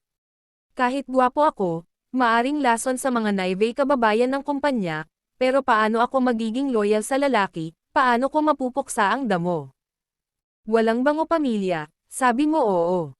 Tumahimik ka, si Lin Ruaxi ay hindi makayanan ang mesa, at ang maliit na bibig ay umindayog. Masyadong makapal ang mukha. Totoo bang hindi katulad ng mga Amerikano ang matataas na estudyanteng nagtapos sa mga prestihiyosong unibersidad? Kumaibot at tumawa ang bibig ni Yang Chen, kahit papaano, sa tuwing nakikita niya ang nakakahiyang hitsura ng kanyang murang asawa, hindi niya masabi kung ano ang gusto niya. Katulad ng uri ng masining na kuro-kuro na isinulat ng isang makata. Ang pinakamahinhin ng busog na iyon ay parang ang pagkamahihiyain ng simoy ng lotus. Siyempre, si Lin Ruaxi ay maaaring isang lotus na bulaklak. Ngunit siya ay hindi gaanong maamo. Ang kanyang mature na lungsod envying pride, na may isang purong maliit na bata tulad ng isang layaw na lasa, ay ang pinakakakit-akit na lugar. Sa ilang sandali, tumahimik lang si Lin Ruaxi, at tinitigan niya si Yang Chen daw sa paraang nakamamatay. Yang Chen, mayroon tayong 3 kabanata sa kumpanya. Well, hindi mahalaga kung hindi ako magpapaputok. Hindi nakipagtalo si Yang Chen sa babaeng ito. Una, bawal mo akong tawagin sa pangalang Ruhem, ang bahay lang Aileen o ang presidente, tulad ng ibang mga empleyado. Pangalawa, hindi mo maaaring patakbuhin ang aking opisina ng walang dahilan, o sumama sa akin sa publiko. Masyadong close, keep the distance. Pangatlo, bawal kang magsabi sa ibang tao sa kumpanya na kasal na tayo, dapat magtago tayo ng sikreto sa harap ng mga hindi kailangan. Pang-apat, teka. Hindi ba tungkol sa 3 kabanata ng batas? Paanong may pang-4? Itinaas ni Yang Chen ang kanyang kamay para magprotesta. Hoy! Tinapik ni Lin Ruaxi ang mesa gamit ang kanyang mga kamay at gumawa ng malaking apricot. I said a few chapters on several chapters. I said a few articles. No bangsak, oo. Mapait na ngumiti si Yang Chen. Kung gusto ni Lin na ipagpatuloy. Pang-4, Kapag nagtrabaho ka sa kumpanya ko, susubaybayan kita. Bawal kang guluhin ang normal na working order ng kumpanya. Kung tutuperin mo ang iyong tungkulin, hindi kita tatanggalin, o protektahan ikaw. Sa kumpanya ipagpatuloy ang ***** days, pero bawal kang gumawa ng gulo ng walang dahilan. Panglima. Matapos makinig sa pangangailangan ni Lin Roon na magsalita ng higit sa 10 minuto, humikab si Yang Chen, at sa sandaling ito ay halos tapos na si Lin Ruoxi. Lin, tapos na ako, bababa na ako kapag natapos ko na. Bahagyang ngumiti si Yang Chen, at natakot na may panuntunan, at nakalimutan niya kung ilan. Si Lin Ruoxi Shenyin saglit, tumango at nagsabi. Pag-uusapan ko muna ito, dapat sumunod ang bawat isa sa inyo. Sa madaling sabi. Wala kayong pakialam sa kung ano kayo sa labas. Ito ang inyong itinatagong hindi namin lumalabag sa isa't isa, maaari ba akong makinig sa akin sa kumpanya at panatilihing ligtas ang aking sarili? Oo, masyadong abala si Yang Chen para sumang-ayon, at aalis siya kapag tumayo na siya. Sa sandaling ito, tumunog ang telepono sa mesa na may asol at nakaistilong hitsura. At inabot ni Lin Ruoxi at pinindot ang isang button, at narinig niya ang boses ng Incolb, secretary na si Wu Yu mula sa telepono. General Lin, General Manager Xu Jihong tungkol sa hapunan sa Blue Bay Hotel sa alas 6, pag-usapan ang pagtutulungan ng Donghua Technology at ng ating Yulei International ngayong taglagas. Nang marinig niya ang pangalang, Xu Jihong, malinaw na sumimangot si Lin Ruoxi. Wu Yu, hindi mo ba kayang itulak? Si Wu Yu sa dulo ng telepono ay tila nag-alinlangan, at sinabing. Lin, itinulak mo na ang 3 tao mula sa mga taong si bago si Xu Gangzi, sa oras na ito ay ang pulong ng pagpupulong sa taglagas, kailangan nating itayo ang bawat lugar ng eksibisyon. Ang mga mapagkukunan ng Donghua Science and Technology ay suportado ng network. Napakaganda ng dahilan ng kabilang partido. Kung itutulak ito pababa, ilang. Well, alam ko, ngumuso si Lin Ruoxi. Tulungan mo akong magayos. Pupunta ako sa gabi, hindi mag-book ng 2 upuan. Kailangan ba lagi akong sumunod ni Lin?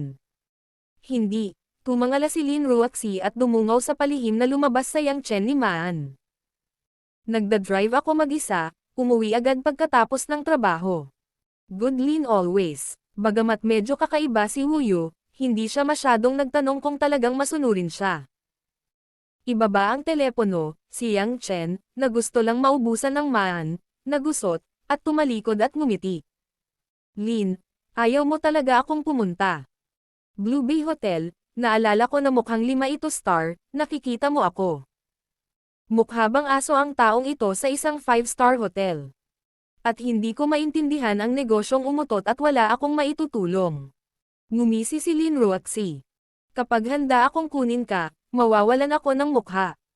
Ngunit ang pagpapakasal lang sa iyo ay magiging kapaki-pakinabang sa oras na ito.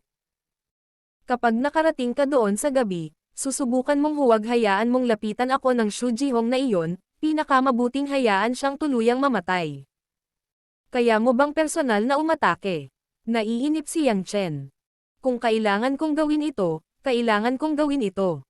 Hindi. Hindi mo siya pwedeng lapitan, pero hayaan mo ang negosyo natin ang pag-usapan. Literal na authentic si Lin Ruoxi. Napabuntong hininga si Hao, natigilan si Yang Chen ng ilang mata kay Lin Ruoxi, nakangising, sabi ko Lin, upahan ka ng asawa o kumuha ng mga nanalo ng Oscar. We signed the contract. You must play your horn in front of outsiders, it is a man who must be trustworthy. Nakita ni Lin Ruoxi ang hitsura ni Yang Chen, at ang kanyang puso ay bahagyang ipinagmamalaki. Pagkalipas ng oras, bumalik si Yang Chen sa Departamento ng Relasyon sa Publiko, at pagkatapos ng mga nag-usisa kung bakit siya pinatawag sa opisina ng Pangulo, halos wala na siyang trabaho. Sa buong hapon, si Mo Chani lang ang nakaupo sa opisina. Hindi niya maintindihan kung bakit direktang tinanggihan ni Lin Ruoxi, ang presidente na palaging pinahahalagahan ang kanyang mga opinyon, ang mungkahi na patalsikan si Yang Chen. At saka, Bakit niya tinawagan si Yang Chen sa kanyang opisina? May espesyal na background ba si Yang Chen? Ang mga problemang ito ay buhol-buhol sa isipan ni Mo Chani, kaya hindi siya natutulog sa gabi. Si Yang Chen. Matapos tumanggi sa welcome reception mula sa isang grupo ng mga kasamahan sa Naivey. Isang tao ang tahimik na pumunta sa pribadong parking garage ng underground president ng Yulei International, kinuha ang Bentley ng Lin Roxy, at pumunta sa appointment ng Blue Bay Hotel. Dumating ang gabi ng Zhonghai City, walang nakakaalam kung ano ang iniisip ng kausap, at biglang dumating ang unang love show ng batang mag-asawa, na sinamahan ng tawag sa telepono ni Xu Jihong.